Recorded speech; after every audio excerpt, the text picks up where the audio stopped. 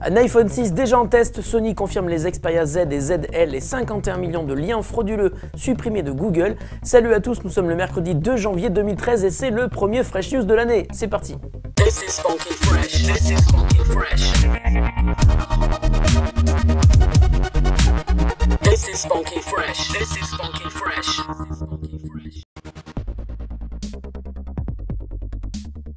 La course à la nouveauté ne s'arrête jamais. Obligé d'accélérer le rythme de sortie des iPhones pour ne pas être largué par ses concurrents, Apple est donc en train de préparer l'iPhone 6. Selon le site The Next Web, un développeur aurait détecté un nouvel iPhone dans les appareils qui se seraient connectés à son application. De plus, ce mystérieux iPhone 6 tournerait déjà sur iOS 7 et les adresses IP enregistrées indiquent qu'il provient du campus de Cupertino, siège de Apple. Ces infos sont donc tout à fait crédibles et avec un rythme de sortie qui s'est vraiment accéléré, on parle déjà de la présentation du nouvel iPhone 6 et de iOS 7 au mois de juin prochain. En revanche, il est bien trop tôt pour en savoir plus et comme à son habitude, Apple ne dévoilera rien avant la présentation officielle de son prochain smartphone, affaire à suivre.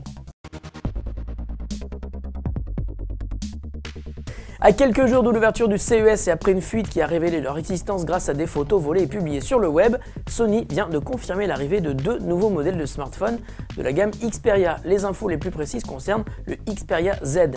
Il s'agirait d'un androphone équipé d'un écran Full HD de 5 pouces et d'un processeur quad-core de Qualcomm, puce identique à celle que l'on trouve dans les LG Nexus 4 et HTC Droid DNA. Aucune autre info n'est disponible pour le moment. Sony devrait présenter ses smartphones, appelés respectivement Yuga et Odin, dans moins d'une semaine à Las Vegas et nous serons sur place pour vérifier si ces infos sont bien vraies. On est obligé d'y aller, on n'a pas le choix, j'espère que vous comprenez.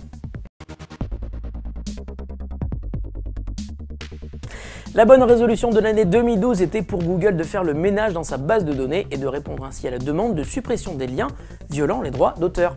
Le moteur a mis en place son rapport de transparence au mois de mai dernier et 30 jours plus tard, Google annonçait avoir déjà reçu 1,25 million de demandes de suppression de liens. Le bilan de l'année 2012 vient d'être estimé par le site TorrentFreak qui a ainsi agrégé tous les rapports hebdomadaires publiés par Google. Sur toute l'année 2012, le site compte plus de 51 millions de demandes de suppression auprès de Google. La quasi-totalité de ces requêtes a été traitée par Google, dont 500 000 demandes concernaient des liens menant vers le site Pirate Bay, qui depuis a été fermé. Avec l'année 2012, c'est aussi terminé notre concours Fresh Noël. Merci aux 1200 participants qui ont tenté leur chance et bravo à tous ceux qui ont donné les bonnes réponses. Le tirage au sort aura lieu aujourd'hui et nous publierons demain la liste des gagnants sur freshnews.fr.